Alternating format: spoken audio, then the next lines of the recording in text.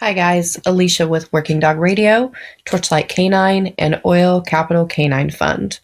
Thank you guys for tuning in to another awesome episode. Please check us out on YouTube. It's a new format for us. We'd love to have you as a subscriber. We're going to start doing some training videos and some other cool stuff on there. So we would really appreciate your follow on there. We'd like to take a second to thank our amazing sponsors. Without them, none of this would be possible. So guys, please check out Kinetic Dog Food, 513-615-6904. They are amazing.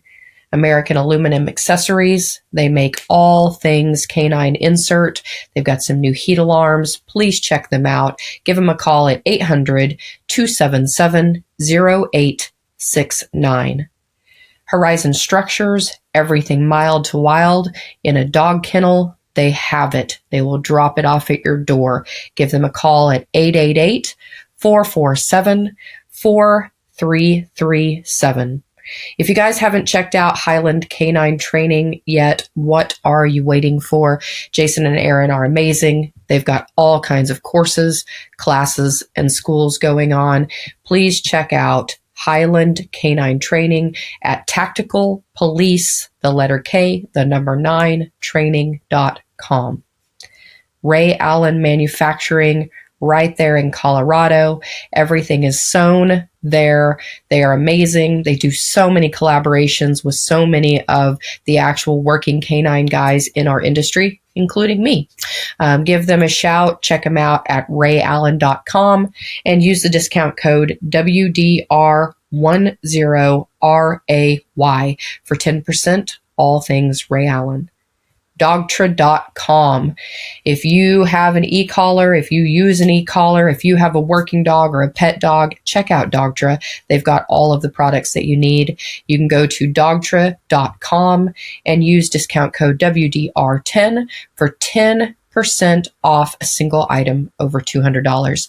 Enjoy the episode. We'll be back. Thanks. Working Dog Radio, broadcasting the bite. We're back. I'm Ted Summers from Tulsa, Oklahoma. It's about ready to be Turkey Week. So with me from Canton, Ohio is Eric Stambro. Eric, what's up? Nothing, man. Just plugging away. Got a dog here every Wednesday. I'm kind of helping. He talked about in the episode that came out, the last episode that just came out. Dog had some street bites and then he had a failure. And you go watch the video, and I know exactly why he failed. He was doing too much muzzle work. Went from a dog that bites to a dog that punches and doesn't bite.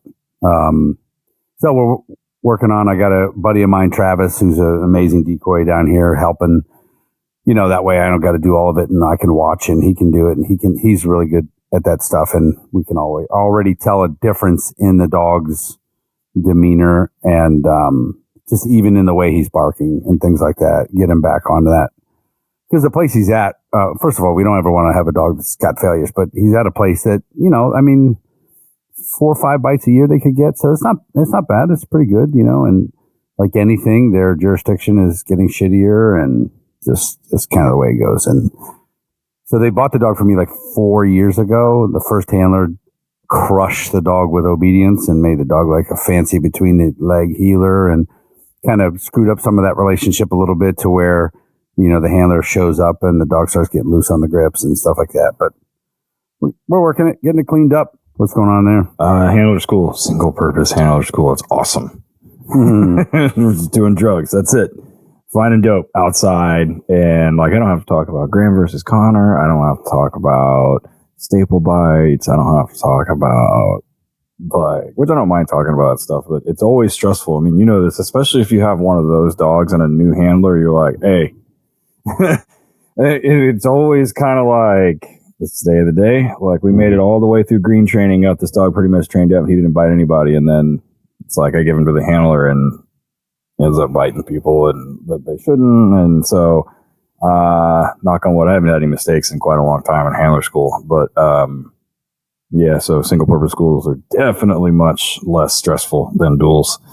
So it's not bad. You get to do 1 million reps though. And I told them from the beginning, I was like, I hope you guys like doing the same shit over and over again. Cause, It's what you're going to be doing inside, outside, cars, vehicles on the side of the highway with our lights on, everything else. So yeah, it's not bad. Easy way to end up the year. And I ordered a bunch of dogs from our vendor buddy, and I thought, I'm going to order like 3 more, just, whatever, to fill out the shipping requirements so that I don't have to end up paying a shit ton for shipping, which I'm going to anyway.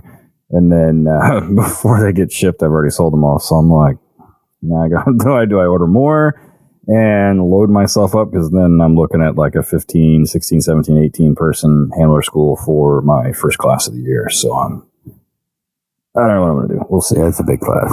Yeah, and I'll have some help, but still, even with help, that's going to be all dual purpose. So go from no stress to multiple opportunities to get hurt. The funny thing, man, for 30 days in a row. Yeah, the funny thing is, dude, this kid that's here with his dog, he went through with his previous dog when I was still at the city, and he was in the 10 dog class that I did by myself as the only trainer. Oh, and you can still talk about that. And you're like, I was yelling back then a lot. Like I was fucking like yelling a lot. And he'll tell you, I'm not like that anymore. Like I really changed. There's a lot of reasons I changed, but I changed it to where I haven't yelled at him once, and haven't even had to get shitty with him at all. And he's waiting every day for the hammer to fall. It's just not going to happen. I just started really talking, just differently to people and handle a little bit different, and getting all pissed and jacked off just isn't good. It's not good for me. It's some people it works on, I guess, if you're doing it, calculated, but nah. I prefer shame. I just make fun of them until they do it right. Well, yeah, there's that. That's good. That's a good, yeah. Even now, my handlers, when they're like gone for a couple of years and I go to a training day and I'll show up and I'm like, that's cool. And they're like, right? I'm like, when are you going to do it right? And they're like, shit. I'm like, do it again. Do it how I showed you the first time. Yeah. So I'm like, who taught you that? It wasn't me. I'm like, you want to say sit a couple more times before I hit you with something? Or see how big his ears are? He heard you. So who do we have today? So this is take 2. This is our second try with this guest. We recorded a couple weeks ago, or a week and a half ago, whenever it was. Turns out there was a glitch in the software program, and his phone froze, and we missed an hour of the conversation. Meanwhile, the Pioneer satellite is past Pluto and still communicating with Earth, and we can't figure this out. So yeah, there's still areas where your phone drops. I'm not buying it. I still think it's the government. But so our guest is Adam Franklin. Adam grew up in the special operations dog community because his dad has been training dogs for Naval Special Warfare for a long time. I worked for him at Cobra Canine for a while, not long, but a few months. Adam knows that contract world is just so unstable sometimes. And I was like, fuck, I could go back to the police department and not worry that somebody's contesting my job or whatever. And it's just, but I did get a nice winter in San Diego, so that was pretty sweet. But again, with us as the owner of Feral Dynamics, it's Adam Franklin. Adam, how are you? What's up, guys? Thanks for having me back again. Yeah. Last time we talked, which was literally a couple weeks ago, it was 10 days ago. You're in Virginia Beach. I'm in Ohio. It was warm. It was nice. Now you got a stocking cap on. We both got hoodies. It's fucking freezing. Did it switch on you down there? Yeah. So I'm actually I'm in Fredericksburg. I'm actually with Danique. Okay. Oh, nice. This week. Yeah, we're one of our current guests. Yeah. Yeah. So I'm in Fredericksburg right now, and it started. There's some sleet as I was driving here, and so I thought about turning around, but the beach is pretty much the same exact thing. So yeah, can't get a wind anywhere right now. Oh yeah, sleet. Yeah, the cold rain is the worst, man. The worst on the East Coast. It's fucking. I'd rather just give me snow. Just snow. Oh, add the wind on top of it. Yeah. Nah. If anybody saw the Steelers-Browns game last night, that was what yesterday here was. Looks about right. Yep. Yeah. So I'll be down that way next week on Wednesday. Me and my wife are driving down to DC, Arlington. Buddy of mine stays down there. We've gone down there for Thanksgiving the last couple of years. I hate the people of DC, but I love everything about DC. I'm a history guy, so I kind of like that. I go there pretty often, actually. Oh, good. That's cool. Yeah. I've been all over Maryland. I've gotten 3 fucking red light tickets in that bitch, which I don't. That checks out. That checks out. They got me 0.03 seconds through the light. 0.03 seconds. I'm like, that's so de minimis. That can't even be legal to like pay it. F1 drivers aren't even that fast when they like when they start from standing starts at the beginning of the races. They time that shit out. They're not even that fast. How are they? What? Yeah, it's crazy. They got you. And the picture of you going, boo, what? driving through. So we got a lot to talk about. So let's get, like we like to do in the beginning of our segments, is let's talk about your background, like talk about growing up and how you got where you are today. Like you said, I've been in this dog world since birth.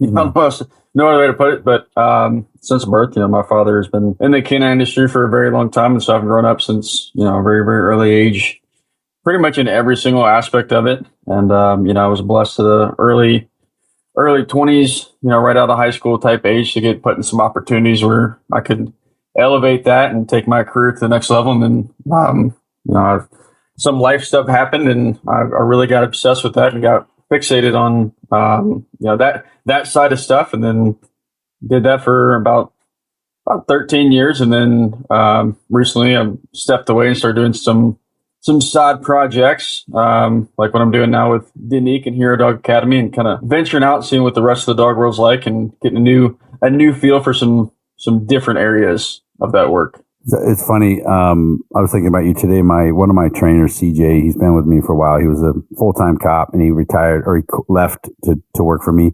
He was just telling me today his son, who is 15 or 16, is now working for him because CJ trains board and trains at home, and he's cleaning kennels. And talk about the value of starting that young with that, and like even with dog behavior, what you learned out of just being a kennel guy. Absolutely. So I think that's actually the most important thing. I think you guys probably agree. As most people have been in this industry for a while, it starts in the kennel. It's they're professional athletes at the end of the day. So taking care of them, physically and mentally, which is something that, even myself would kind of put that on the back burner sometimes with these animals, and, forget that they do have a brain, sometimes, and they do have to use it and apply it. So the more that we can, specify the specific things that we need to analyze or work on with them to make them perform better. That's all starts in the kennel. That starts with, how are they eating? What's their behavior in the kennel? Are they nervous? Are they too excited? What's their energy level like? And then being able to read, hey, what's this dog's normal? You have a kennel full of 30, 40 dogs, let's just say that's an average. Yeah, at 16 years old, hey, Adam, what does this dog's temperament look like today? Is he sick or not? Why is he losing weight? Why is he gaining weight? Why is he limping on his left paw? All of that stuff starts day one in the kennel. So as a child, I have a 4-year-old son now, and at his age, I was in the kennel just observing and just taking it all in. And, those are the subliminal things you don't really know that are happening, or subconscious things you don't know are happening. But definitely today, I tell everyone that I meet, everyone that comes and works for us, or, is getting into it, that it's fine if you want to go get a dog and be a handler and, do all the fun, pretty stuff. But, it comes down to, do you actually know how to take care of a dog? Because if you don't, then you don't know how to make it perform, in my opinion. I tell all of my trainers that poop is a window to the soul. Seriously though, because you can tell a lot about how a dog's feeling by the way that they're shitting. And that's one of the first things that my kennel techs, and they're not trainers, they do a great job, but that they, like if a dog has an irregular stool or something out of the ordinary for that individual dog, and they all keep notes on them too. We have little whiteboards on all of our canine things, and they make notes. And if there's a substantial change, right? I mean, I tell my trainers and I tell my pet clients, there's only 3 reasons that dog performs certain behaviors that we don't want. 1, it's conditioned and they've learned to do it. 2, it's because it's genetic, like, pit bulls killing babies and like, greyhounds chasing rabbits, and then, or it's health related, right? So, and that's the thing I tell people all the time, like, what's this poop look like? What? Like, what do you mean? So believe me, that's something I've spent a long time cleaning kennels. So, and I still help out when they're, so. Yeah, there's no end to that. Like, no, we may do it less, but it's not zero. No. Well, I was told very early on. I'll never forget this. My father told me, who knows the circumstance, probably being an asshole teenager, but walking through in the morning, and kennels haven't been cleaned yet, and I'll never forget. He looked at me. He said, "You know what that smells like?" So what? He said, "Smells like money." And I was like, "Damn." And that has stuck with me. Seriously, 10 plus years. That stuck with me. That These are products that we're putting out. These are life-saving assets. And so if we don't start with, like we talked about the health benefits of it mentally and physically, the rest of it's not going to be up to par. What, this is something for you to think, deep think here. What's a kennel hack that you came up with? Like if I'm a new kennel tech and I'm like, I need something to make my life easier. What's a little kennel hack? Spend the time. This is probably really obvious, but people don't fucking do it, including myself at certain points. Like, spend the extra time and make sure they shit outside of the kennel. Spend that 2 seconds outside making sure they actually go, so that, you don't walk in the next morning and there's 15 piles of shit in one kennel. And, it's so obvious, but it's something that we get lazy and complacent. And, we got shit to do or football games to go watch. And so we actually started, we have it where early in the morning, pretty much, all day care. Then about 7, 8 o'clock at night, someone else is going back taking care of those dogs. Bedtime, take care. No different than it would be pets. And it's kind of a pain in the ass, and no one likes it. And it's late. We got shit to do, but you work with live animals. They can't let themselves out to go shit, so they're just going to do it in their kennel. And it's like having a baby with diapers. And same thing, Thanksgiving's on Thursday, and somebody's going to be there. Like last Christmas, I was at the kennel because, of course, we had a drain. We have 4 drains, so we scoop all solids and we spray everything else down. And of course, the drain decided to back up on Christmas, so it was like a $700 rooter bill for them to come out when it would have only cost me like $150 normally. I'm like, of course. But what am I going to do? Not do it. So, it is what it is. But yeah, it's a 24/7, 365 thing. So yeah, and guys people when they want to start up these little businesses, they got to understand that, man. That's one of the reasons. There's a lot of reasons why I closed my kennel, and my kennel was only 7 or 8 kennels, not that big, but every night, 7 nights a week, 10 o'clock, I'm at the kennel because I didn't have outdoor runs, so they got to learn to not shit in the kennel. It wears on you, man. It wears on you, Summertime, doesn't matter. Your friends, you guys want to go out on the boat, you guys having a bonfire, doesn't matter. Got to go to the kennel. And my kennel wasn't at the house. It was about a 7 or 8 minute drive. So it wears down on you. My little kennel hack that I that I really started learning was, 1, bark collars on dogs in the kennel, because when they bark, they'll 100%. Shit. 100%. They get everybody else spun up and they'll shit. And the other things I learned with Malinois is as soon as they eat, get their bowl out of their kennel. Yes, Jesus. Because not only will they bang it around, that works them into pooping. And then all the other dogs are listening to that, and they're spun up. Shit, some of them, we always had the buckets with the water in the kennel hanging. Some of them, you couldn't even leave them things in there. No, I've got some right now that we can't. They can only get shepherds usually, but mouse, man. It's like, dude, can you just not? My personal Malinois Sapporo, he's like that little shithead. He can't have a water bowl in his run, like for sure. So I'm at the police department. I just become trainer. A friend of mine who had a contracting company that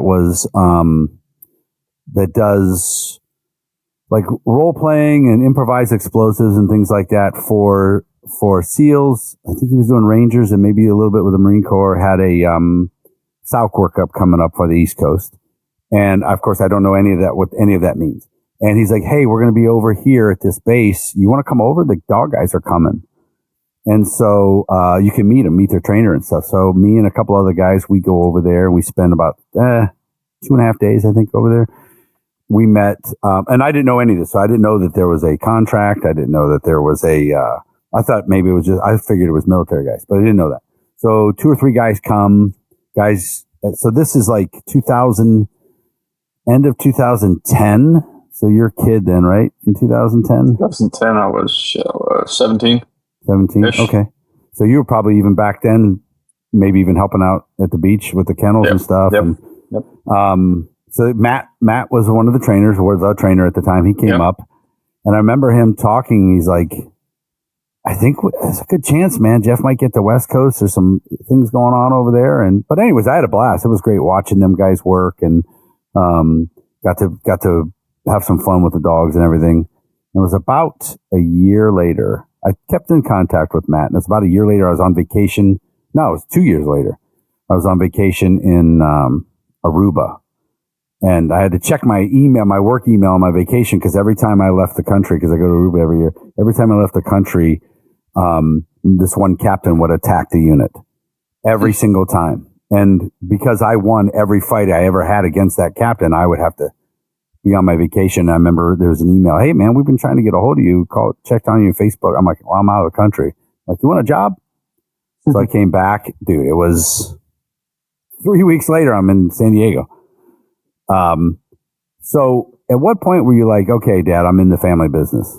I went through, it was probably about 2 years. I went through a phase where I wanted nothing to do with dogs. Absolutely nothing. I had no interest in them, didn't care. And it wasn't ever forced on me. And that's some, credit to my father. He never made that a mandatory, "Hey, you're going to do this." It was optional. It was, "Hey, if you enjoy this, do it. If you're not going to give 100%, get the fuck out." And it was respectful, and it wasn't a complete beatdown either way. So it was probably around, I don't know, right around, when high school ended and trying to figure life out. And I started, I had seen all the work at those certain places from, very, very early on. Very early on to, I was 8, 9 years old, walking around places and seeing things and, had no appreciation for it, right? And then as I got older and started figuring out what life was and then actually finding out what that stuff really was, piqued the interest a little bit. So get out of high school and, did the college thing for about a day and figured out that was not going to happen. And so I went back and gave the kennel tech stuff a try. And really from there, it was game on. It was once I got back in it, and I was, it wasn't easy. It wasn't given. It wasn't a, "Oh, hey, young Franklin, come in here and the world's handed to you," is, quite the opposite. I think you guys probably have a sense of that. It was, all right, man, who cares about your last name? Get the fucking work. And just my competitiveness came out for sure. Honestly, that's probably what saved me. My competitiveness was like, I'm not failing this one. Not going to happen. And so I did that. And, I'd say probably about 20 years old was when the obsession really started kicking in. So I got over there. I'm just trying to do the math. So it was a couple years. It was October of 13. So you had Eric, Rich, and I forget who the other guy was on the East Coast. And I think you were there then, weren't you? Were you kennel teching then? Yep. Yeah, because I remember them talking about.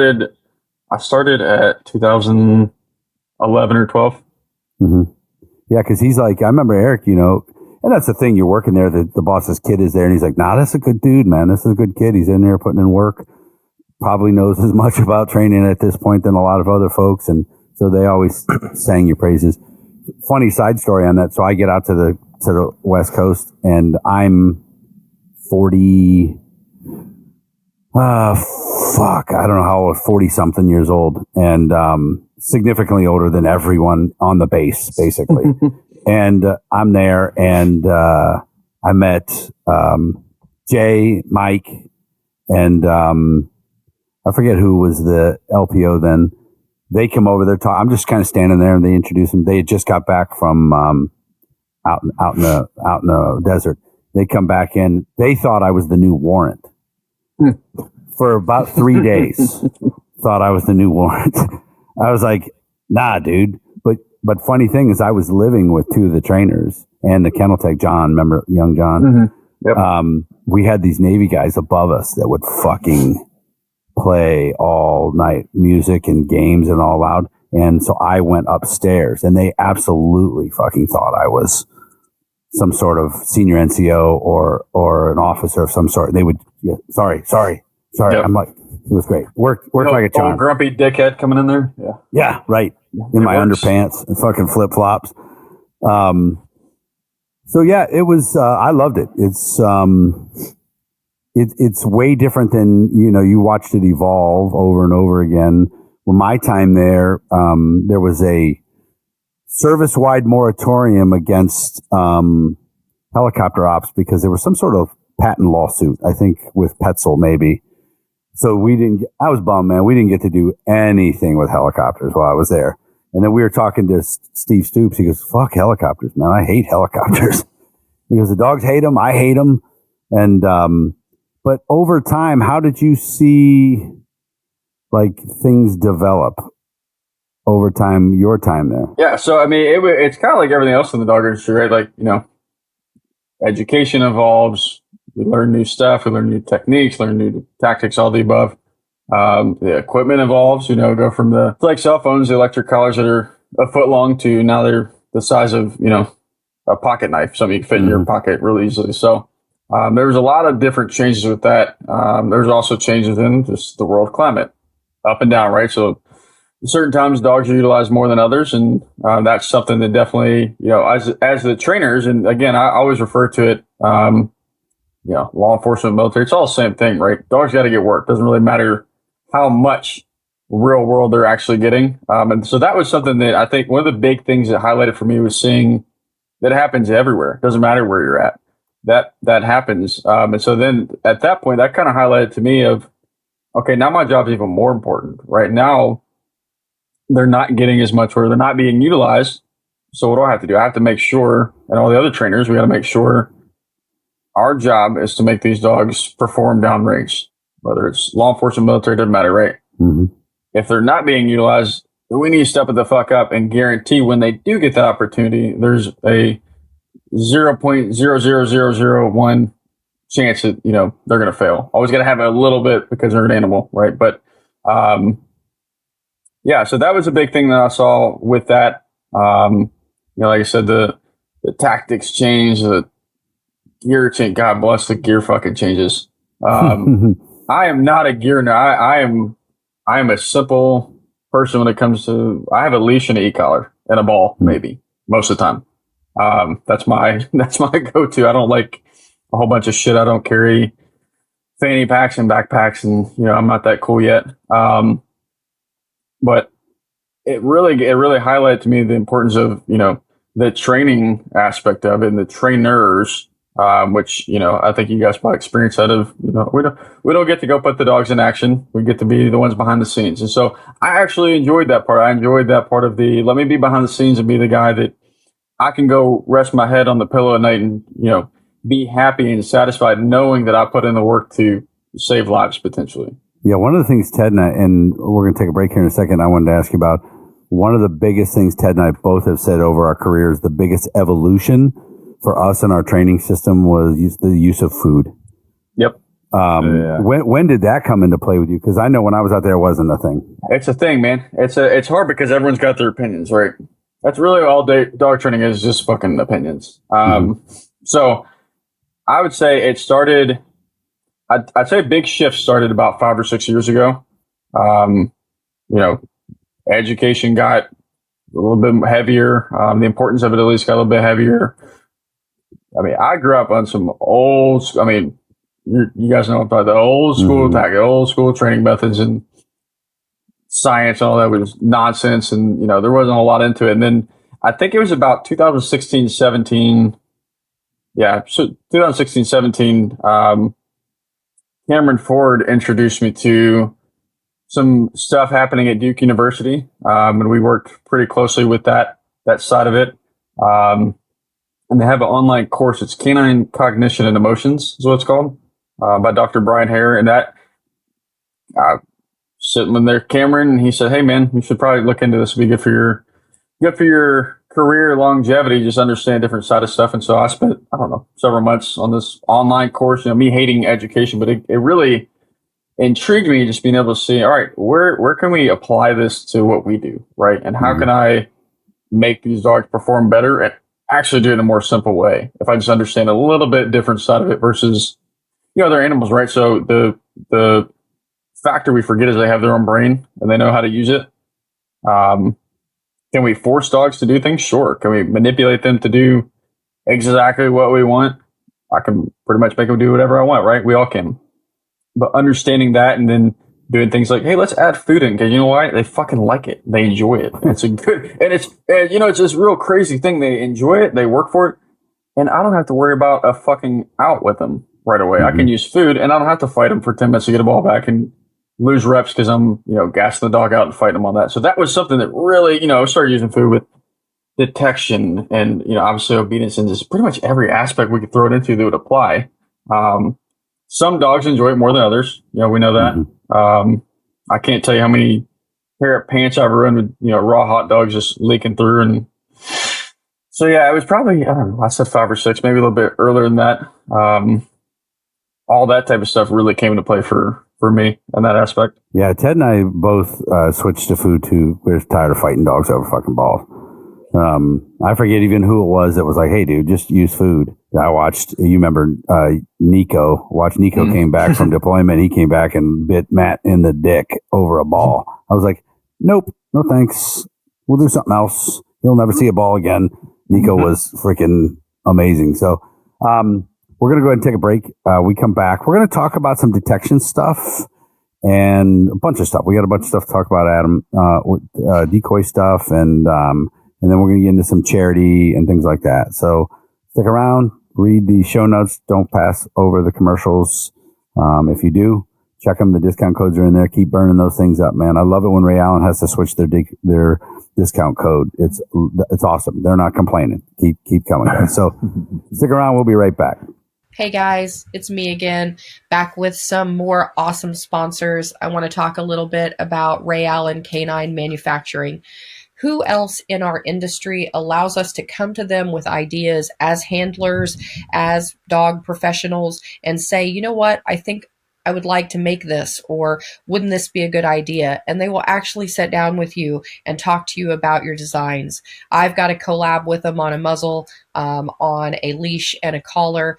They're amazing to work with. Their products are top notch. They're made in America, in Colorado, and we love Matt. So give them a holler, check them out on socials at Ray Allen, the letter K, the number 9, or visit them online at rayallen.com and use our discount code WDR10 RAY for 10% off. Guys, have you visited Dogtra lately?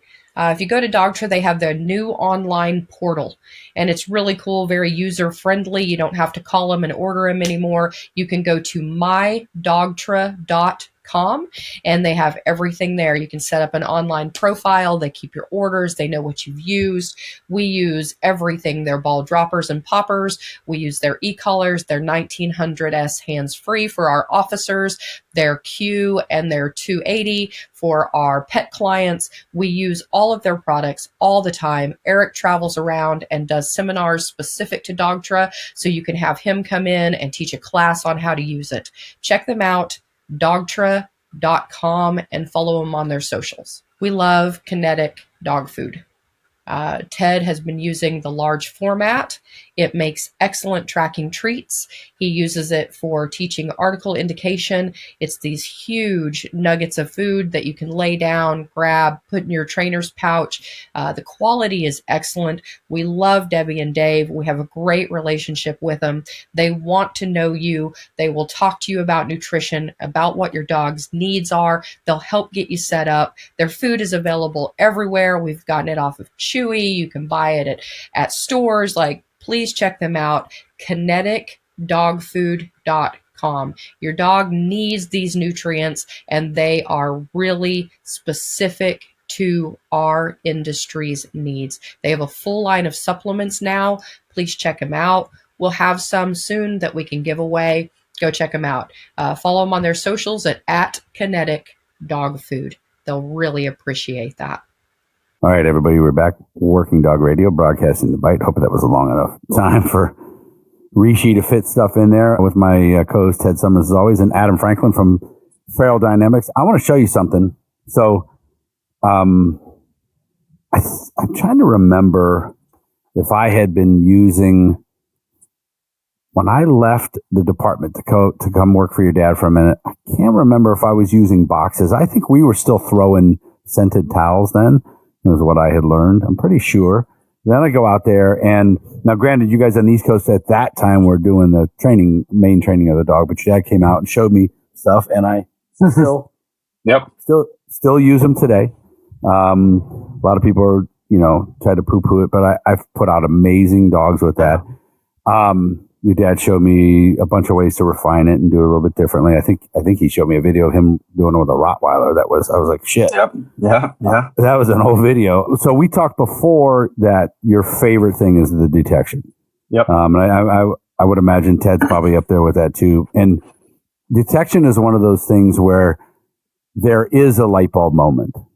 Not so much with a lot of the other stuff. I think some of the bite work is just straight up genetics and the dog's built for that. But that detection, putting A plus B equals C together and that light bulb is so satisfying. Are you still a box guy? Have you changed since you learned more of the science? Yeah, 100% box guy, BSD system. But it's evolved. And, that's kind of the key. And you said a lot of people shit on it. And that's, I would agree. I do. I get the same information and same feedback you do. Right. I think sometimes what happens is we fail to realize that we can have our cake and eat it too, actually, if we put the time and energy into it, right? So I can use an quote unquote old school box training system, also bring in the new education of the science, the psychology side of it, and come out with a product that, comes out faster. I can do the training faster. I can get the product from start to finish in a quarter of the time that it used to be, because I'm still using the same technique, same equipment. There's obviously upgrades and things, synthetic boxes versus wood now and all that type of stuff. But overall, the simplicity of it, I always, something that my father always said was about Barry Bonds hitting off a tee. The most simple thing ever, right? Maybe add some steroids, but the guy, you got to be able to hit the ball, right? And it's as simple as doing the same technique, same tactics over and over and over, and mastering those, right? And that's something that, I think a big problem in the dog world now is, and we all see it, we're getting too cute with it, to put it lightly. In my opinion, we're getting away from the simplicity of them. We're trying to, make a quick buck, and you're getting into diminishing returns very quickly. 100%. And I see it a lot because I started with Dutch boxes, and which I still don't know how to use them. And the problem with Dutch boxes is it takes two people. And then there's landmarking and there's all kinds of other problems that are kind of a pain in the ass. And I switched over to BSD, and I've kind of gone back and forth. I'm pretty much exclusively ball popper now. The dog's your ball popper, right? The dog's your ball popper, yeah. Well, we don't have Ting, ting. we don't have to do the whole story about how that whole thing happened. So and the super expensive attorney bill. So the thing that I end up finding a lot, like you said, is at its core, what we're doing with detection work or tracking, for that matter, is making a novel odor important, right? And there isn't a single dog in this world that we have from anywhere in JSOX, OCOM, or in law enforcement that we wash for their inability to locate target odor. We wash them because they won't fucking look for it. And I think a lot of newer trainers are super preoccupied with the boxes, and I get them off boxes as fast as I can. Like once I've got 100%. One odor and they'll start hunting, I'm like, cool. And I need to teach you how to fucking hunt. And then I can add odors later. Adding odors is not that big of a deal. But I've seen people try to sell me dogs, right? And they're like, oh, they're 100% ready to go. They can start a handler school today. I'm like, all right, cool. And they'll show me a video, or they'll show me the dog on boxes. Dog fucking crushes it. I'm like, okay, do it without the boxes. And they're like, oh, what do you mean? Like, that's the bulk of the fucking detection work, man. That's like 90%. It's like 90% of it. That's up there. Once we get a final, like once I get a final and the dog understands, like on 4 or 5 boxes, I'm like, all right, cool. We can play the shell game and all this other shit. And then it's time to move, because if you get too preoccupied with using the equipment and using that, then the dogs are just like, then how much more time do I have to spend to unfuck that? Which brings up another interesting point about dogs that are brought in from Europe. Europeans have a habit of showing us, the Canadians, the Americans, and you know exactly what I'm about to say, don't you? Yep. Showing us how the dogs hunt by, I think every European has the same room in their facility. It's a room filled with old Chester drawers and filing cabinets and all kinds of shit in it, right? Bricks and they run around and they hide the ball, and then they just allow the dog to self-discover and fucking dig and self-discover and get the ball. And I'm like, cool. Now, when you do that 100 goddamn times, and then you send the dog over to me and he wants to destroy fucking everything, and now we have case law in this country where we don't want dogs touching stuff. I'm like, it takes me a little bit of time to to undo that. Stop doing that.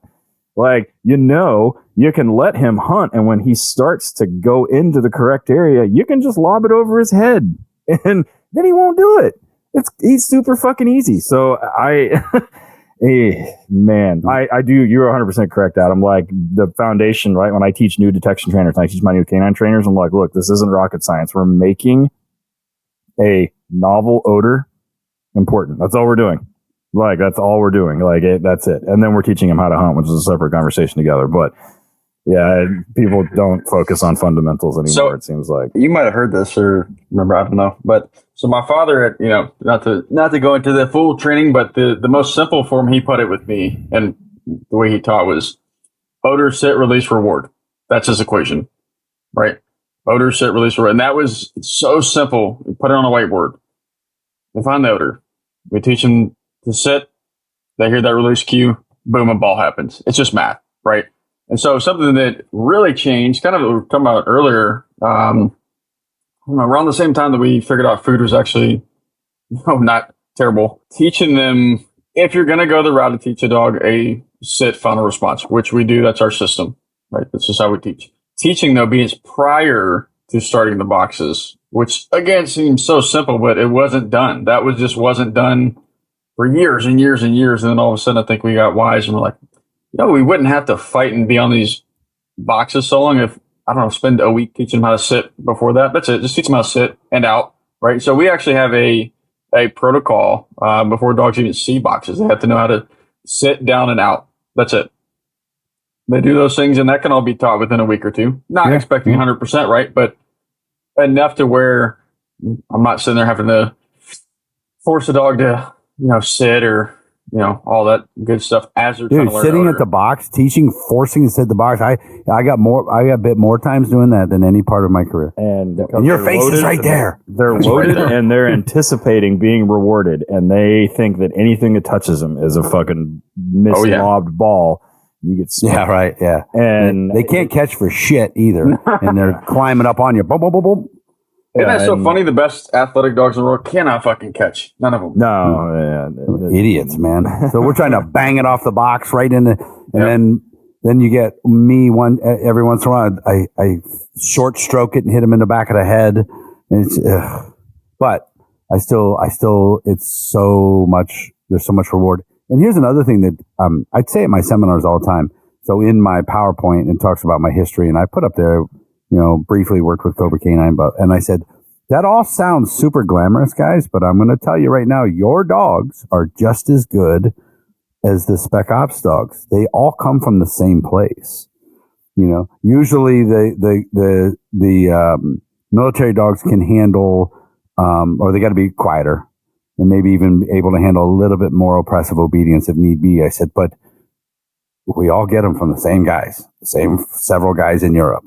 So I'm sure that, you train in police dogs, and those dogs are exactly the same when it comes to like the odor and everything else. Absolutely. So that, and again, something that I learned very early on, and it was, part of my, my father's background being a Marine and then going in law enforcement, he's definitely protective over that side. And so, the old school, methodology of, all right, if they won't work, just wash them and give them to the police department. And boy, I don't know if I've ever seen him as mad as when he would hear people say that. Because, wow. So we're telling the cop that gets to carry his dog and his gun and no other support needs a shittier dog. That's fucked up. That doesn't make any sense, actually. Why wouldn't you give the guys with unlimited support that work? You know what I mean? It's kind of ass backwards. Like, why wouldn't you do that? But then really, if you boil it down to it, it's like you just said, doesn't matter. The dog doesn't work, doesn't work. Doesn't, just because he doesn't hunt good for a certain group, it ain't going to get any better with the smaller group. And that goes back to, we could have a whole, week-long conversation about selecting dogs, but selecting, the right dog for the job, not selecting the dog for a job, or not selecting the job for a dog is, I think crucial, super important. Yeah. And guys like Ted and I, we don't go to Europe. We rely on videos and relationships with our vendors, and it's tough. It's tough that way, but, we've managed to build pretty good relationship. I want to shift over to a decoy in here, but first, so your dad's been around a long time. How much convincing on the food stuff did it take? He lived in Tennessee for a while. I'll never forget. He had some German short hair pointers, and that I tell you that's what did it. That group of dogs changed it for him. He got, I don't know, I'd say he had 8 pointers, and I get a video from him, and you know my father well enough, with a clicker and treats. Oh. Right. And he said, I remember his text. He said, "Guess this isn't so bad. My Kentuckiness is just coming out," or something to that effect, right? And so it didn't take much, actually. It was actually the opposite, where I was kind of fighting it more. Yeah. It's funny because there was a big fight when I was over there between the two of the trainers about marker training. Mm-hmm. And fuck that. But what we were actually doing marker training. But you're actually doing it anyway. Yeah. Yeah. And the one trainer was using, what was he using? He might have been using free or something like that, as he was sneak marking it. Yeah. And I was like, I know what you're doing. He's like, shut up. Like, shut up. I don't want to fight. But in the end, based on our timing of the reward, we were doing it anyways. So one of the things that guys that know you, or don't know, maybe they just seen you, maybe they follow you on social media, is you're mostly well known on there for decoy work. You don't show as much of, because, you know, sometimes it's not the pretty fancy stuff, you know, like decoy work. When did you realize, I think I might be good at this shit? So I've done it for a very long time, right? And I think my first dog, I don't know how, I was a kid. I think I told you this last time. The German hunting terrier, the yacht terrier. Mm-hmm. And I have a picture somewhere, you know, there's kid Adam with the big ass barrel sleeve and this little yacht terrier just hanging in midair. So been around it, done it a long time. And then as a teenager, you know, hey, kid, get in the suit, you know, go be meat in the suit, hide in the corner, be passive, all those things. And so that was kind of the technique for a long time, right? And especially, you know, certain places, that is the technique. Hey, go hide in the corner, be still, be passive, be the most passive person on the planet.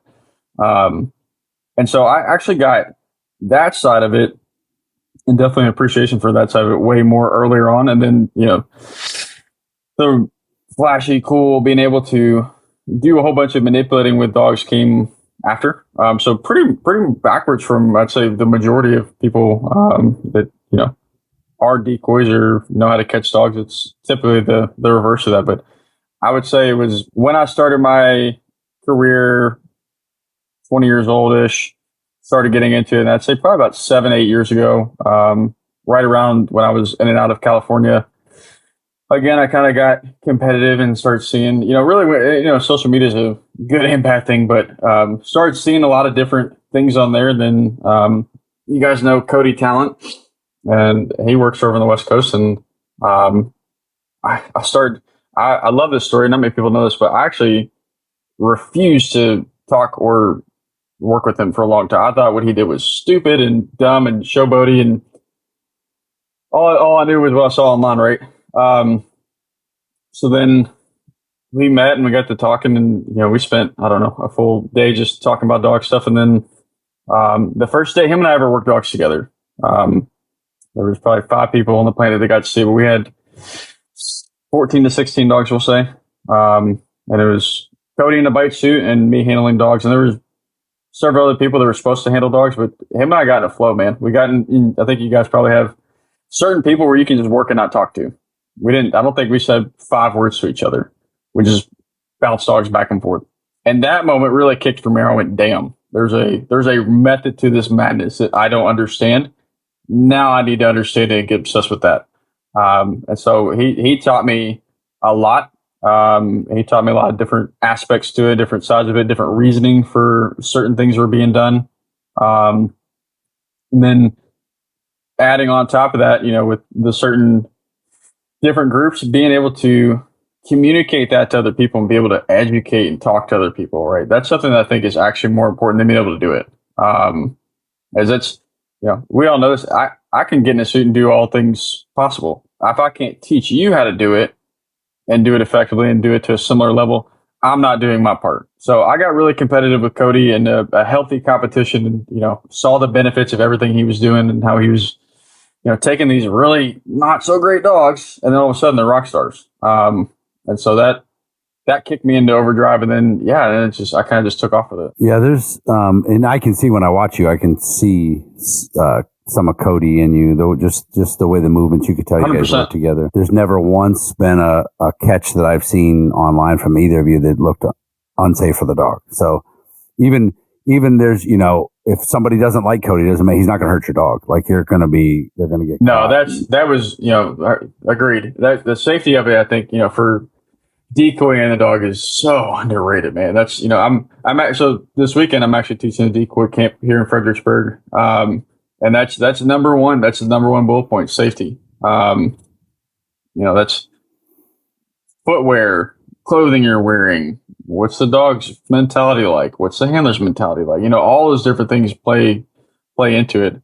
And I remember the first time Cody and I argued was over footwear. I'm wearing boots and a bike suit, and he was like, "Absolutely the fuck not! Go put some shoes on. Go put some real shoes on." And I did, and I was like, "Ugh, I don't want to tell him he was right, but I can actually move now. I can actually be a real decoy." Solomon, decoying is why I found Solomon trail running shoes. Yep. You know what I mean? I don't know if I've ever asked you, Ted, so when I met Ted, he was already, his suit was already a fucking paper thin piece of shit, beat up. It was like my fucking 10th suit. Yeah. I don't know that we've ever talked about, like, where'd you learn to catch? Europe. And I was racing my bike when I was like 18 in Europe, and these big Dutch dudes came by the house, and they're like, "You want to help us catch dogs?" And I'm like, "You mean in my fucking bike?" And they're like, "Yeah, sure." And it was well, that makes sense. Yeah. Well, I didn't know. I was a stupid kid. I graduated high school early, and I took a year off before I went to college. I was over there racing my bike, and these huge U.S. junior national team, these dudes came over, and they're like, because Belgium has that area of the world has a ton of cycling, kind of soccer, speed skating, dog stuff, and cyclists everywhere. And so they just like stuck us in these NVBK suits, which at the time I had no idea, right? So it's just shin and forearm padding. And they brought out a Malinois that at the time, I think his name was Stryker or something like that. And at the time I brought him out, I was terrified. I was like, why do I have this suit on? And what is going on? And this dog just knocked the meat out of my taco.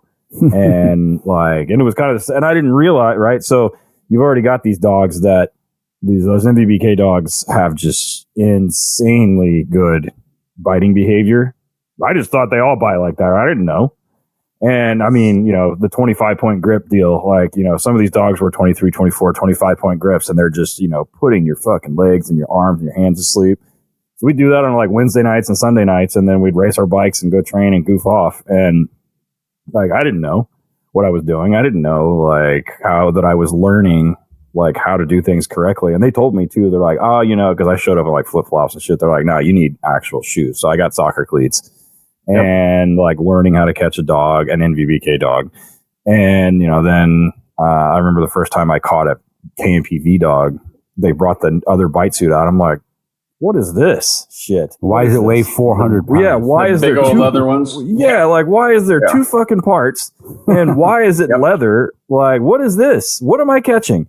And they're like, and they just, had you hold your arm out, and this dog and I was some giant Dutch Shepherd, and he just crushed me. And then I'll never forget the time I was in a French ring suit, which, because I'm athletic and I'm an endurance athlete or whatever, I was already kind of fast on my feet. That felt the most natural to me, just because, and, they're like, just try and get away from him. I'm like, excuse me? And they're like, just try and get away from him. I'm like, what do you mean? They're like, just get away from him. He's gonna try and bite you in the leg. Just try and get away from him. I'm like, okay. The short answer is you can't. Then I don't know. And at the time it was this dog that was like a French ring 3, I don't know, some national champion from Italy or something. And just it was not there was just no chance in hell. And it was a funny story. That summer I worked a dog that would end up being the grandfather of the dog that's downstairs in my house right now. No shit. Which awesome. Yeah, so cool. which it wasn't planned, but it was just kind of one of those things. So I didn't ever know what I was doing. So I bought a French ring suit or a linen suit and brought it home and went to college. And one of my fraternity brothers' dads was a canine handler for St. Louis PD, and he would come down. And they would bring their buddies down. This is like 2000-ish, 2001. And I didn't know like what I was doing. They're like, you have a suit. And not many people at that time had suits in the U.S. And they were like, where did you learn how to catch dogs? I'm like, I don't know, Europe. Like, I just thought everybody, I didn't know. Right. So that's kind of how it started. But it was, yeah, I didn't know. And yeah, so cleats, footwear was important. Everybody's, what's the hardest part of being a decoy? Getting bit? I'm like, no, putting your shoes on. 100% is the hardest part. Hardest part, putting your shoes. So that's why. Yeah, no shit. Yeah. How many hamstrings you're gonna blow out? Yeah, that's why we're Solomons. So yeah. We're soccer. Is it true you rode Huffy with a banana seat? Was that true? No, I rode it without a seat. Oh, okay. Even better. No, I was a time trialist. So like it was, yeah, I was good at going fast for really long distances when there was nothing to go up or down. So yeah, dude, out in San Diego, there's a what's it called? Is it Festival Island or Festival, or it's like Party Island or something? And on the weekends they do time trials there with bikes. Yeah, and it's crazy to watch how fast some people are going. Yeah, I remember going on a run over there, and I was like, they're like, on your left. I'm like, I'm getting the fuck out of here, man. I'm going to get killed. So, and I think we talked about this last time, the episode that didn't get done, but the thing that stuck out to me about endurance, even when I moved back and I was doing like these 50-mile, 100-mile trail runs and like doing 24 hours of Moab and 24 hours of Snowmass and all these other, and like cross-country skiing things, the ability to suffer is the most underrated thing in decoy work, because being on a bike for 24 hours, it sucks.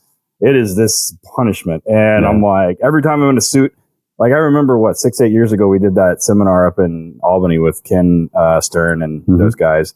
And I was hung over that first year. And I was like, every rep I was in the suit, I'm like, you're not going to die. You're not going to die. It's fine. You're not going to die. You're not going to die. Might puke. Shit yourself. Yeah, exactly. The ability to suffer is highly, highly underrated. If you can do that, you're going to be a great decoy. So we're going to go ahead and take our second break. We come back. We're going to talk to Adam about where then dogs have taken him. There's kind of some new chapters in his life, ability to give back. And so, yeah, cool. Stick around, guys. We'll be right back. Hey everyone, thanks so much for tuning in. Please check out our friends Jason and Aaron Perguson at Highland Police Canine. If you guys are interested in going to school, if you've come out of the military, you can use your GI Bill to go through their school. They have a pet training school. They have a police training school. They have online courses that you guys can take, such as their canine supervisor course. You guys can really take that as far as you want with them. They are a veritable fountain of knowledge when it comes to canine. They're located in North Carolina. They're always accessible, always available, and we've had such a long relationship with them. I cannot say enough good about them. So please check them out. If you go to Tactical Police Canine Training, go to their online programs, check them out, use the discount code NARC for 20% off any of their online courses. Guys, that will help you. It'll help you make headway in this industry. I don't know about you guys, but a lot of times when we're talking about dog kennels and their construction, like you don't know where to start. What do I do? What do I add? I need to weatherproof this, waterproof this, pee-proof this. If you guys have checked out Horizon Structures lately, it's unbelievable. They literally have everything that you could possibly need. They can build your kennel with as many holes as you want in it, and they can drive it out to you, set it on your pad, hook it up, and you can move dogs in it immediately, from mild to wild, from one kennel all the way up, from the tiniest of pet runs to the hardest of working dogs. If you can dream it, they can build it. Go ahead and check them out at horizonstructures.com. Go specifically to their working dog area. It's commercial-dog-kennels. Give them a call, 888-447-4337. And of course, check them out on their socials at Horizon Structures, and they will hook you guys up. American Aluminum has been such an asset to us. Our officers have their canine inserts. They have organizational lockers for the back of your patrol vehicle. They literally have just now put out an amazing heat system and alarm that integrates with their canine insert. Guys, they do it all. Give them a call. Check them out. It is high quality. It's made here in America. If you go to Easy Rider online, check them out, or give them an email at quotes@AAA-mail.com, or give them a phone call, 800-277-0869, and check them out. We also want to send a huge shout out. He recently passed away. Rest in peace, Brother Deeg. Thank you for our music. Thank you for the permission to use it. We really appreciate it, and we hope that you're doing well on the other side. Thank you guys for listening. All right, guys. Working Dog Radio, broadcasting the bike. We're back with, I said bike. I said broadcasting the bike. You got me all fucked up. Freud was right. Yeah. Ted's doing time trials and jumping homemade ramps and shit on his Huffy in Europe. So we're with Ted Summers and Adam Franklin from Feral Dynamics. So one of the things I want to shift to is I want to talk about where decoying took you as far as charity or being able to offer back, and then just straight up dog training and knowledge where you're at on the veteran side of things. I would say probably 5 or 6 years ago, I got approached by some different organizations, and I think we all see that there's just a lack of education, lack of knowledge across the whole dog community. A lot of want for it, a lot of need for it, a lot of people that were interested in it, but there wasn't really a whole lot of who to go to for it, right? Or the availability wasn't there. So I had some organizations reach out about just how to help, and what I could do to, give my input in a way that people could then go take it back to the department and then go apply it and save lives. So, I did the first one. I did my first one, 2018-ish, canine law and order through the Throwaway Dog Project. And, probably, I think the first event there was 50 canine teams there. Me and Cody Talent were the trainers that did that. And one amazing thing about that I see a lot of these organizations doing now is so great, is that every officer was sponsored, every one of them. Not one had to pay out of pocket. The departments had to pay for it. They were all sponsored teams. So that was really cool. And then that elevated and that grew. And I mean, they put up some numbers now. I mean, last year when I was there, 90 something canine teams at this, 3 or 4 day event. And again, everything's sponsored. Every single thing, lodging, training, all that was sponsored for them. So that kind of lit a fire under my ass when I started seeing how that side of it was, there was actually a benefit to it. There was that kind of like you talk about the detection. There was the aha moment where I was like, damn, that's real. That's a real thing that, these individual cops, if you look at them individually, they just don't know. They don't have the education. It's not their fault. I think we see it, again, law enforcement, military, so it doesn't matter. The education is just not there. So that for me really lit a fire under my ass that I was able to give back, understanding that I have been in a lot of places and a lot of things. And, 31 years old, I feel like I've been in it for, 60 years. Really. And it's one of those things where I'm like, I have so much to give back, and I have so much education and so much experience that, I took for granted for a long time. And now I'm at a point where I can do that, and I can showcase some of the things that I haven't been able to. So that's kind of where it's taking me. That's kind of the direction it's taking me right now. It's funny, something you said about the cops don't know. So Ted and I in this industry are probably name wise, because of the show, two of the most well-known people in the industry. We have 6.5 million downloads in here. And when I travel and when Ted does HRD, when I do my seminars too, we always ask how many of you listen to the podcast. There's only half of the people, they still don't, the other half don't know us, right? They're busy. They're working. They're fucking Sometimes they're suppressed by their trainer. They're not allowed to learn new things. They don't know who we are. Even in this day and age, in social media and podcasting and knowledge and information out there, guys don't know. Like, there's still groups out there that are told that you only use a prong collar when you're going to rip a dog's skull off. They don't understand how little you actually need to use with that. That, you know, I would just choke them. You know, use a choke chain. And they don't understand why they're getting bit by the dog and everything like that. And you're right, they don't know. They just don't know. So we're able to come in and, you know, change some lives sometimes in some of these things. Yep, and as absolutely. we talk about all the time, one of the cool things about like that Law and Order seminar and some of these other ones is, and these departments just don't want to spend money on the dogs. Ted always says there's no such thing as a SWAT car wash or T-shirt sale. Meanwhile, that's true. The canine guys got to raise money to buy a new fucking leash because they left theirs on the hood of the car or the top of the car when they drove off. You know, God forbid you ask your agency to buy you an e-collar. Holy shit.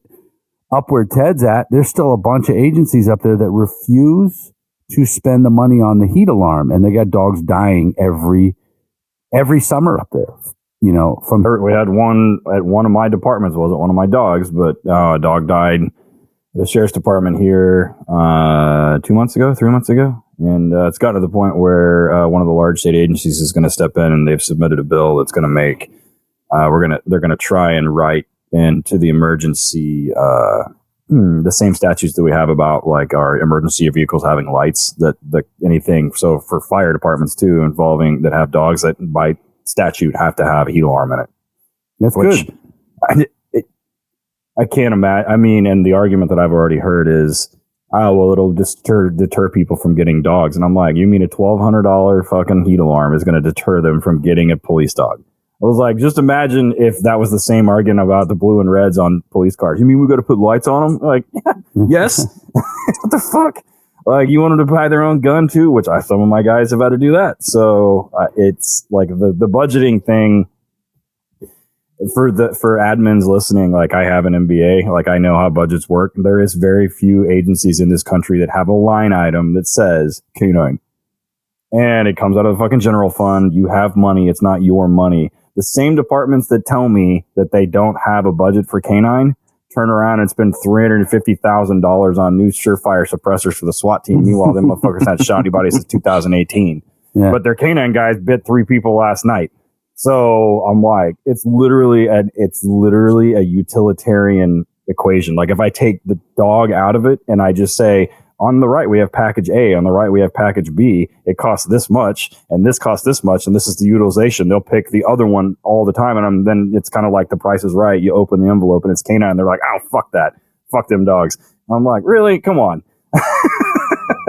So, you know, the funny thing too is about, and we're going to talk about the work you're doing and why one of the reasons why you're where you're at right now. Some of the work, or all of these organizations that are trying to help, like Throwaway Dogs and all these other places, it's all civilians doing this. And their motivation is always pure. It's always directed in the right way. Unlike some other places where, you know, their motivation is to skim or to make a little bit extra here and there. And not so much in the dog world, but other type organizations, you know, so somebody has a full-time job and things like that.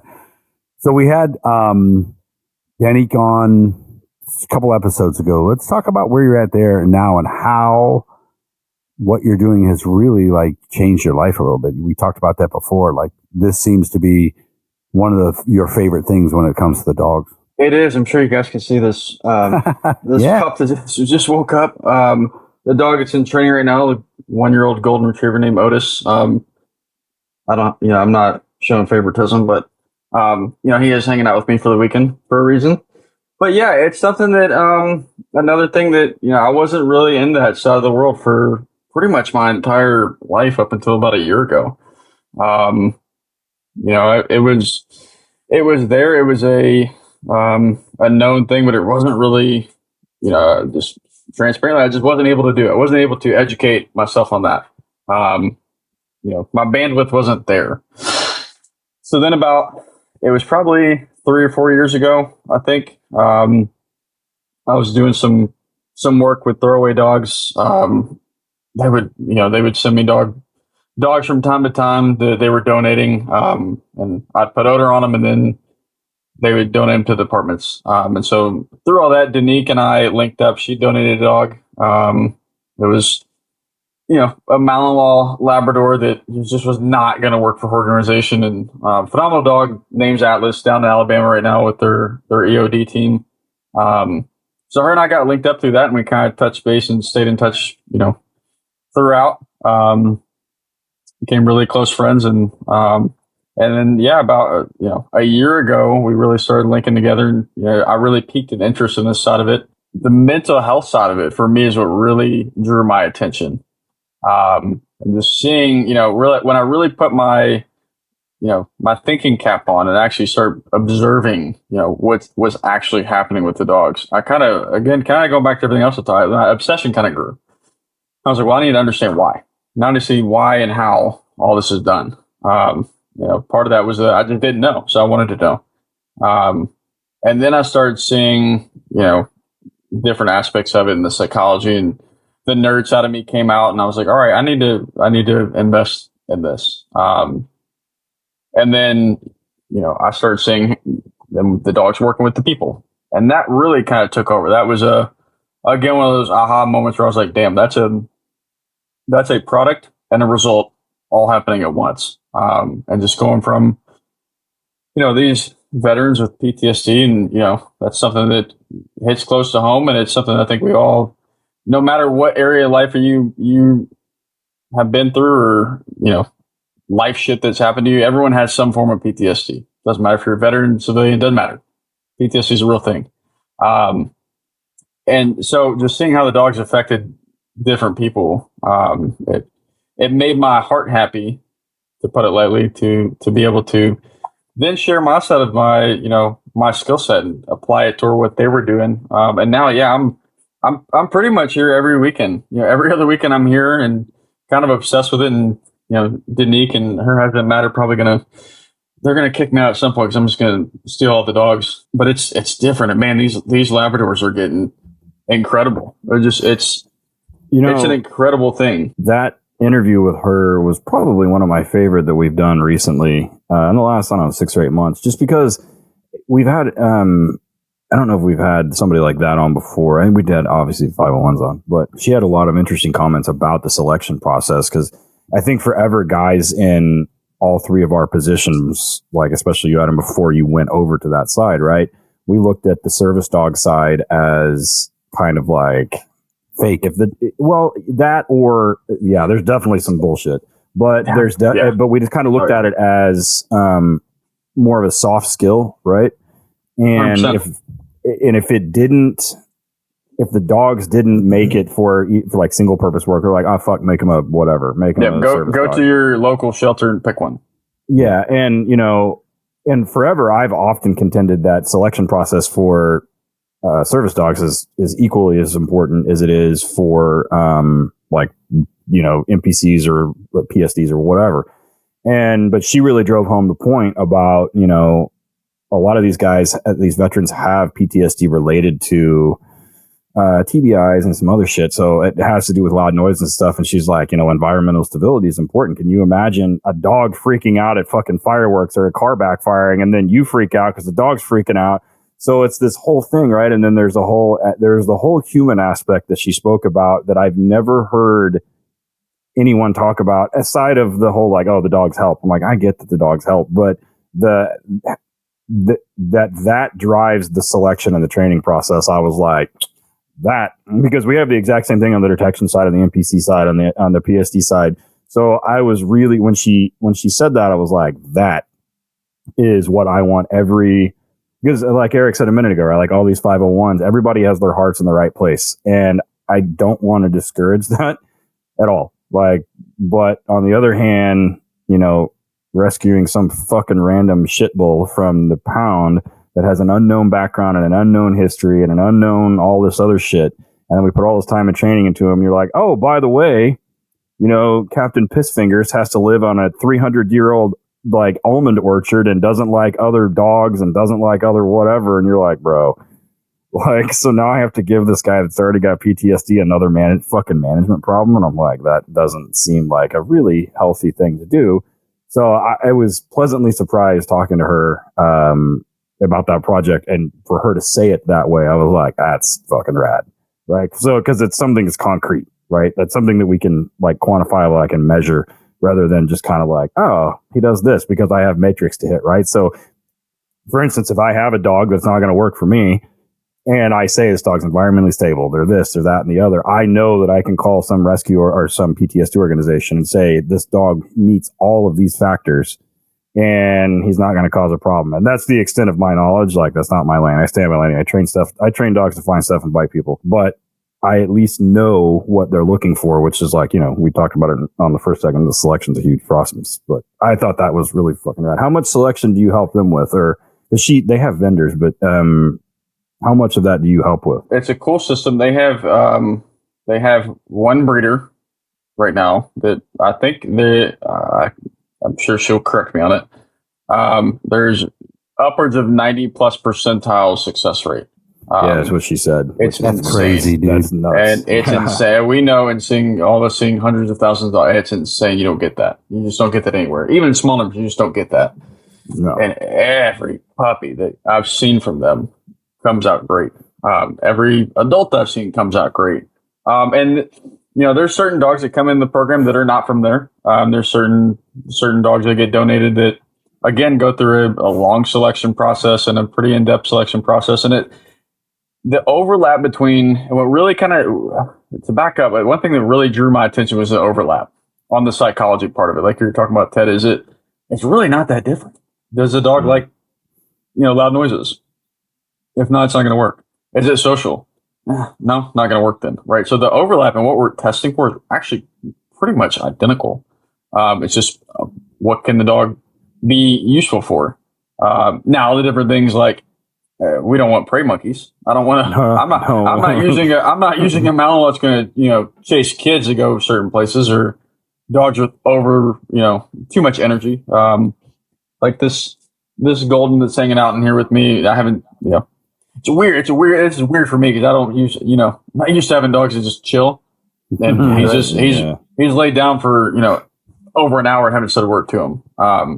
So that's the type of stuff that they look for. And, so I've been able to help with a number of them and, again, bring some of my experience on different aspects of it and different training techniques and help them apply it. And, we actually have a e-collar class that we're going to, or a little workshop, 2-day workshop we're going to do beginning of 2025. That's going to help kind of spread that education, because that's something on the service. It's kind of like every other tool that's used for dogs. There's opinions on it, and that's where I see my benefit coming in and my experience coming in and being able to educate proper usage of it.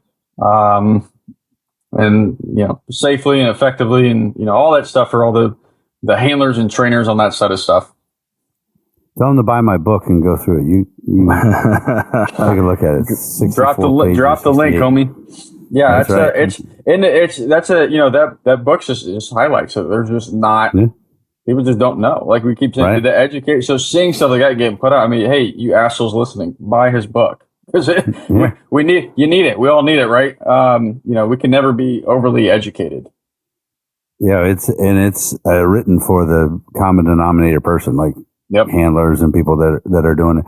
One thing she said in the interview that was like this one dog, or several times she's talked about how that dog was the difference between a suicide and a guy who's still alive. Yep, that's something. And you obviously don't teach a dog how to intervene in a suicide, but obviously these particular dogs that you guys are getting from this particular person are just able to sense something and whatever it is they do. 100%. I'm not that extreme. I've experienced it though. I've it's right here on her property, and her and I were having some life talks, and this little golden that's sitting here with me right now, her and I were having a very serious life talk, and he just, I could, like we all do, I could feel myself getting amped up, and my tone of voice is changing, and I'm, pissed off about life, and he just comes up and does a quick nudge. No one told him anything. This is a dog that's, in training. so not fully trained yet.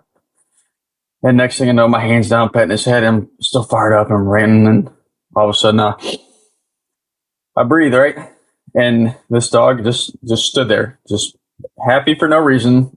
You know, the big potatoes, as she calls them, just happy, wagging his tail, just out of nowhere. Since my stress level, those stress hormones put off a different scent, and he naturally felt it. It came over and did his thing, and all of a sudden I was back to like I'm talking now. And that happened several months ago, and I was like, damn, that's a unreal experience. And then looking at like that wasn't even a bad experience. That was just a normal life thing. Like imagine now if someone's having a true oh shit moment in their life and seeing how that dog can change it. That really drew me in. That was really, just experience that little 1% for myself definitely hooked me on that.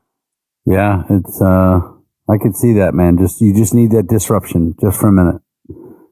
For guys, it's not 100% foolproof, but it can help. Plus, some guys will be like, well, who the fuck's going to take care of you?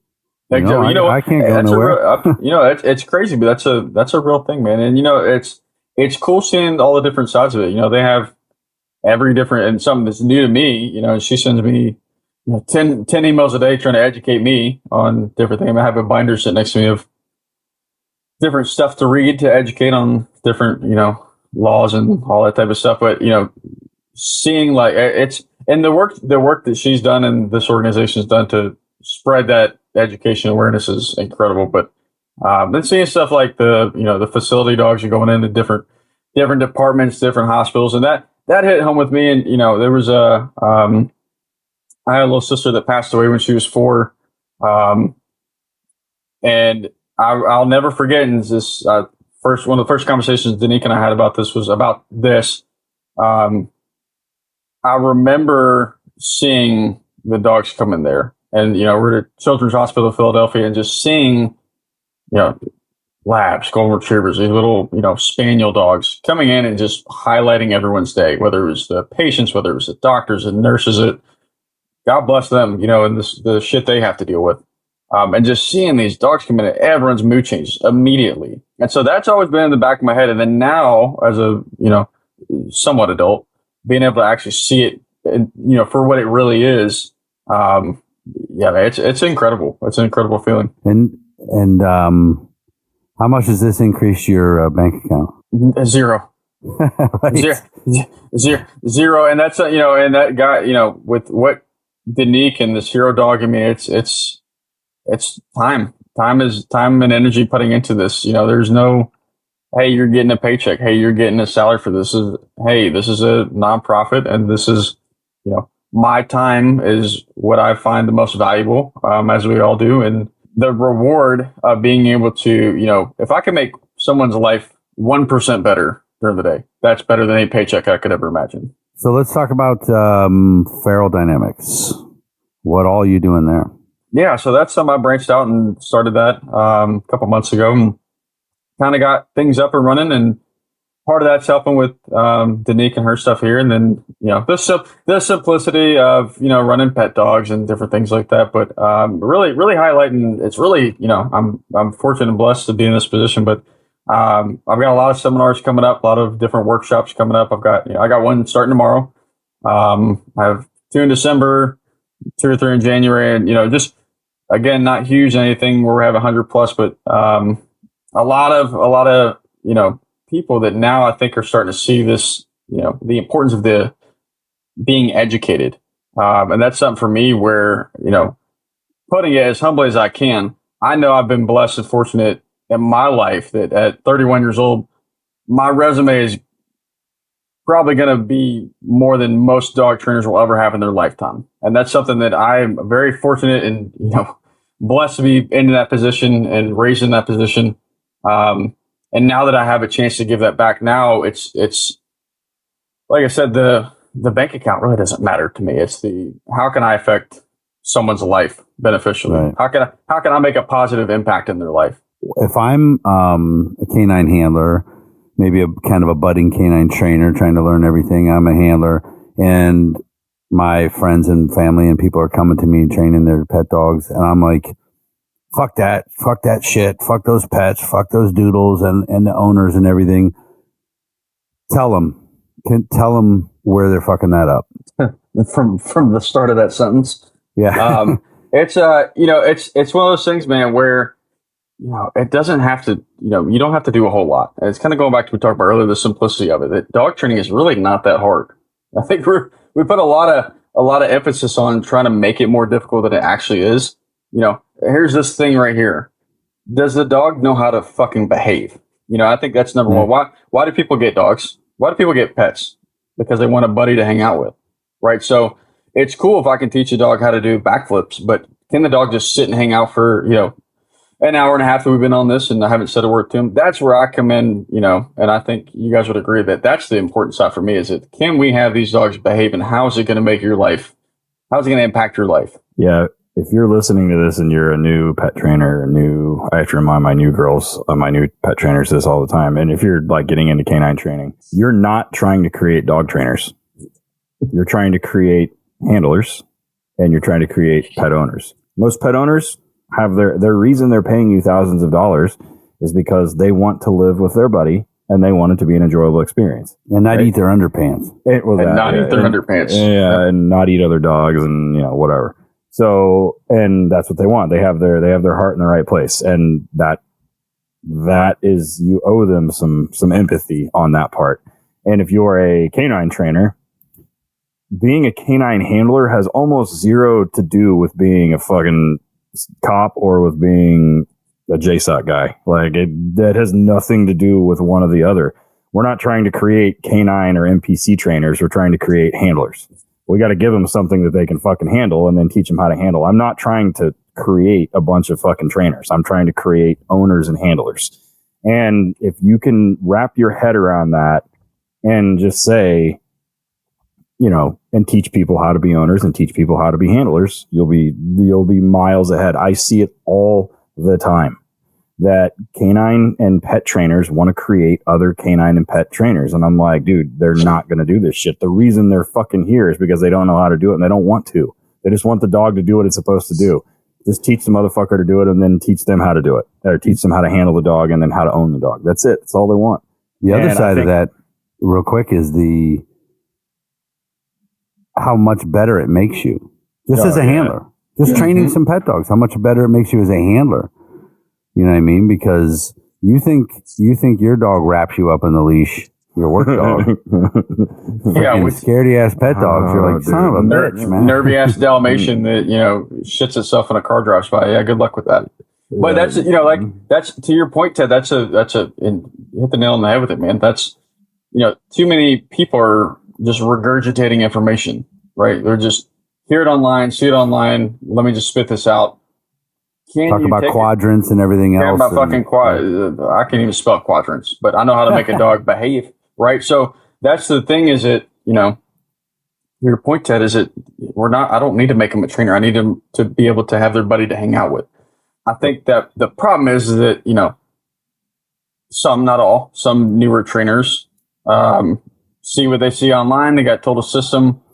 They don't have the education, right? They don't have they didn't put their own time into educate. They weren't brought in up, from an early age like we all were, and put the time and energy and invested hours and hours and hours and endless amounts of time into this. And the other side is there is no education that you can sit in a fucking classroom and somehow trade that out for leash time. It's just, it's not like, and I don't necessarily blame modern culture, but I blame like the preponderance on education, which education is good, right? I don't like living around a bunch of dipshits, but dog training is not one of those things that is like, I'm going to go get a college degree and I'm going to learn how to do it. There's a really well-known fucking trainer in our industry that loves to tell people how he's a certified animal psychologist and whatever. And he took a 1-hour correspondence course that he didn't even get 100% on when he had the goddamn book in front of him, and he's still a fucking dickhead. But, and Armin, I'm talking to you. So, yeah, exactly. So it's one of those things that it's not a hard skill. Like it's a soft skill. Like you have to do it. And I think people want to take a shortcut and they're like, I'm going to go to this school and this school and this school and this school and this school. I'm like, you need to not do it at all these. Just go fucking get dogs and train them. Like, you know, I mean, that's so. You know, my favorite, and I don't argue with people. I just don't argue. I'm not a argumentative type person. But you know, when I get, as we all do, when we get questioned or you know, people don't like certain things, it's very simple for me. I just hand them the leash. Okay, then you do it. You don't like my way, then you do it. You can't, then shut the fuck up. You know, it's pretty simple. It's a, you know, again, you know, Eric, you know, that environment that I grew up in was very fucking quick. Hey, you not only need to be able to teach this, you know, use your brain and your mouth to teach this, you got to be able to grab the dog and show it, show your work. And that's something that applies everywhere. You know, I think, you know, to this point, yeah, you can, sure, there's a 1,000 different animal colleges, whatever. You know, the thing I did with Duke University, that was incredible for my career because then what happened? You know, I did. Then I applied it. Then I went into the box room and trained 100+ dogs over and over and over and got reps. And you know, I've got I don't know how many hours of footage I have from the OG GoPro where I'd set it up in a box room and just go back and Eric, you know, I'm talking Eric, those little 100%. Shitty box rooms. And just, you know, my own personal dog, just watching how I was doing things and, okay, go back and how I can, you know, apply this dumb psychology stuff by putting dogs in my hand and going over and over and over with the reps. Yeah, not only do you got to prove your work, you got to prove it repetitively on you got to dog after dog. You got to do it. And not just one dog, exactly. Yep. And that's why I always despise the demo dog. Like, because trainers are like, "Where's my demo dog?" And I'm like, I'm not interested what you can do with an unlimited amount of time with one dog. I'm interested what you can do in 3 days with a problem dog. Bingo. What can you do in 3 days? Yep. Like, and it doesn't have to be anything dramatic. Just like, what can you do in 30 minutes? Something you can do in 30 minutes. And because if I give you unlimited time and unlimited resources, you should be able to turn out something pretty cool. Like, I'm not interested, but what I'm interested in is seeing how fast you can do it, how precisely you can do it, and how repetitively you can do it. Can you do it over and over and over and over again quickly? Yeah. Do you know enough? Right? I don't care that your pet dog or whatever your demo dog can like do stupid human tricks. It's cool. Like, he stands on a fire hydrant and all that kind of shit. That's neat. But like, it didn't take you. It didn't. Can you leave your room to take a piss and eat your laundry or your fucking? You know, it's the old school. You know, I competed in Schützen for a long time when I was, you know, teenager and stuff, and you know, it was the same thing. Yeah, they look great on the field. And as soon as, God bless these dogs, as soon as their feet touched the fucking pavement of the parking lot, they were just complete assholes. You know, having to get drug off the field. I'm like, that doesn't mean anything. That title means nothing now. They're still dogs. They're still fucking dogs. One last thing before we wrap it up is, so guys, if you're a canine handler and you're like a lot of cops are living in your uniform, so you're chasing overtime and chasing side jobs because you got to make money. There's real money in pet dogs. Real money. It'll prop up businesses. Ted and I both had to do it when, you know, we realized when things are weird with the police dog world, the pet dogs pay the bills, man. They prop it up and it makes you better. So think about grabbing a food bag and a clicker and some flip-flops and not living in your uniform. It will save your sanity. And then when you go back to work with your police dog, you're like, fuck, dude, I'm pretty smooth. Like, I got real smooth with this leash. And how much are you going to focus on pets with Farrell? I'd say, you know, kind of like every other thing, it's a significant part of it. You know, I've done the market research, and you know, in Virginia Beach alone, this is, you know, and everyone can look up their certain areas, but 55% of households in Virginia Beach own dogs, right? So that's a fuck ton of people. If you really break, there's a fuck ton of people, and I couldn't tell off my head how big Virginia Beach is, but it's not small. So that amount of significant, that significant amount of dogs just in that area alone, like you said, it's a nice avenue to go down for that aspect of it. And like you said, no one's above learning or educating or being better, right? So yeah, you get with the Michael Jordans of the world, the Michael Jordan dogs are, pretty different than when you grab a fucking nervy, Great Dane or whatever, and you get a real respect for it. Then you go, damn, maybe I'm not as good as I thought I was, right? So that's where I've really gotten into it and really think that that's a fun avenue for me. I enjoy doing it. I enjoy seeing that huge difference of the, taking, when we all see it. Hey, I can't take my dog out in public. He's trying to eat everything. So a month later, and now the dog's laying at breweries with the people hanging out. That's cool for me. That's a huge win in my book and a huge thing for my mental health is being able to say, hey, cool, your dog's an asshole. That sucks. That's not why you got him. Let me use my life skills to now help you fix that. Yeah, we have a silver lab that just came in the other day. I told he came in, he grabbed our little sensor box right away. I've walked through there with 100 police dogs. Nobody's ever touched shit. He grabbed it, and I told the trainer, I go, just remember now, once we start working outside, that dog's going to eat every rock there is if you let him. So that's not a thing that the canine handlers typically have to deal with. Maybe eating snow, in the winter, but they not have to deal with that. So plug, what do you need to plug? Where are you going to be? Where can people get a hold of you? If you can, give the name of the organization too that you're working with here for the absolutely. Yeah, absolutely. So Feral Dynamics on pretty much all social media platforms. It's the same. It's basic. My website's feraldynamics.com. Pretty basic stuff. My personal, I think my personal is the canine trainer. Pretty cool. I know. I don't know how the fuck you got that. I fucking stole it. I tell you, hey, shout out Nick White because he made fun of me for my last one. And Nick White said that's stupid. Change it. And so I spent a day and I just typed in every different thing I could. And this was 4 or 5 years ago. I was like, I don't know. It sounds kind of silly, but I'm going to steal it. And maybe one day it'll blow up. Who knows? Maybe not. Who cares? But so feraldynamics.com, Feral Dynamics social media, the canine trainer personal.